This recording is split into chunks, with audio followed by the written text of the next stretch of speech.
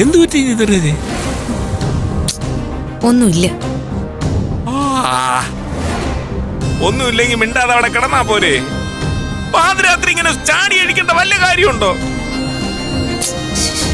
വിജയ് കിടന്നോ? അതെ, തനിക്ക് എന്താ പറ്റിയത്? എന്തോർത്താ താനിങ്ങനെ പേടിച്ചത്? അവളുടെ കാര്യം ഓർത്തിട്ടാ, ആ നന്ദിനിയുടെ. എനിക്ക് ഉറങ്ങാൻ പറ്റുന്നില്ല വിജയ്. അതെ എന്റെ ഇന്ദ്രജയ്, വേറൊന്നും തോന്നരുത്. അവളുടെ ഏത് കാര്യം ഓർത്തിട്ടാണെന്ന് പറഞ്ഞാ കൊള്ളായിരുന്നു. ഈയിടെ എല്ലാ അവസ്ഥയിലും തനിക്ക് അവളുടെ കയ്യിൽ നിന്ന് നന്നായിട്ട് കിട്ടുന്നുണ്ടല്ലോ. മിണ്ടി പോരുത് വിജയ്. കൂടെ ഇരുന്ന് കളിയാക്കി ചെയ്യുന്ന ധൈര്യം അവൾക്ക് സൂര്യക്കൊക്കെ എന്നെ ദ്രോഹിക്കാൻ. അതല്ല ഇന്ദ്രജ, ഞാൻ എന്ത് ചെയ്യാൻ? ഞാൻ ഈ പാതിരാത്രി സൂര്യയുടെ മുന്നിൽ ചാടി വീഴണോ? എന്നിട്ട് അവനെ വെല്ലുവിളിക്കണം? സൂര്യ എന്നെ അടിച്ച് ശരിപ്പെടുത്തി ഈ ഗേറ്റിന്റെ വെളിയിൽ വലിച്ചെറിഞ്ഞ നാളെ നീ ചോദിക്കുവോ? തന്റെ മമ്മി എന്തെങ്കിലും മിണ്ടുവോ? അതൊന്ന് പറ. ഇതാ ഞാൻ വിജയോട് തർക്കിക്കാൻ വരാത്തത്. വിജയ്ക്ക് ആരെ വിശ്വാസമില്ല.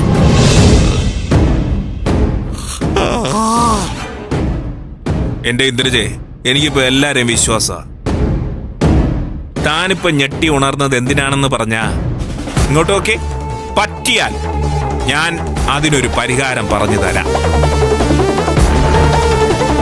അവളുടെ കാലം ഞാൻ കഴുകേണ്ടി വന്നില്ലേ വിജയ്?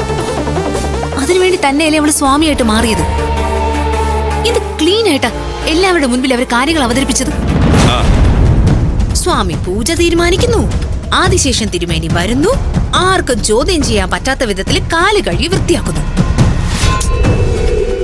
ആന്റി പിന്മാറിയപ്പോ താനത് ഏറ്റെടുക്കുകയായിരുന്നു. അതാണ് സത്യം.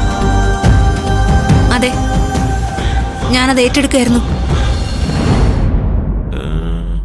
എന്റെ മമ്മി നാണം കെടാതിരിക്കാൻ വേണ്ടി ആ നാണക്കേട് എന്റെ തോളി കയറ്റി വെച്ചു. പിന്നെ നടന്നൊക്കെ വിജയ് കണ്ടില്ലായിരുന്നോ? അവളുടെ മുഖത്തൊരു ചിരിയുണ്ടായിരുന്നു, നമ്മളെ എല്ലാവരെയും കീഴടക്കിയ ചിരി.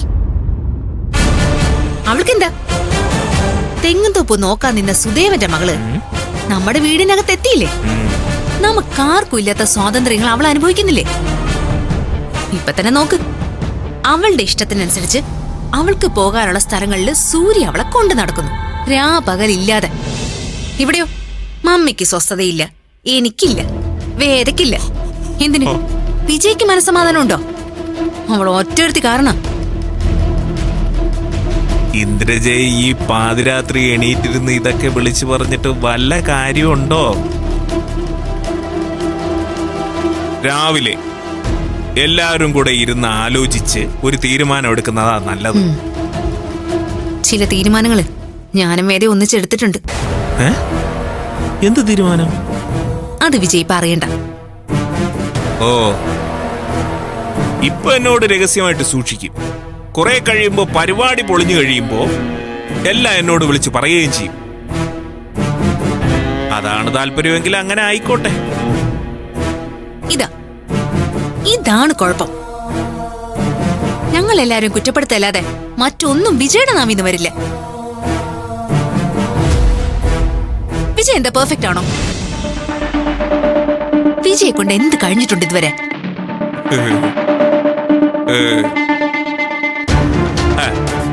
അതവസാനം പാതിരാത്രി 12:30 ചുറ്റി വളഞ്ഞ് എന്റെ തലയ്ക്ക് തന്നെ വരുന്നത് കണ്ടോ? നീയേ വേണമെങ്കിൽ മനസ്സമാധാനത്തിന് എന്നെ 4-5 ചീത്ത വിളിച്ചോ, എന്നിട്ട് സുഖമായിട്ട് കിടന്ന് ഉറങ്ങാൻ നോക്ക്. എനിക്കെന്തോ നല്ല ഉറക്കം വരുന്നുണ്ട്, ഞാൻ ഉറങ്ങാൻ പോവാ. വേണമെങ്കിൽ ചീത്ത വിളിച്ചിട്ട് കിടന്നോ. താൻ കിടക്കുന്നില്ലേ? കിടന്നോളാം.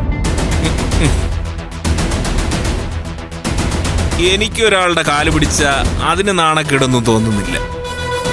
എത്ര കാലമായിട്ട് അത് തന്നെ ചെയ്തുകൊണ്ടിരിക്കുക.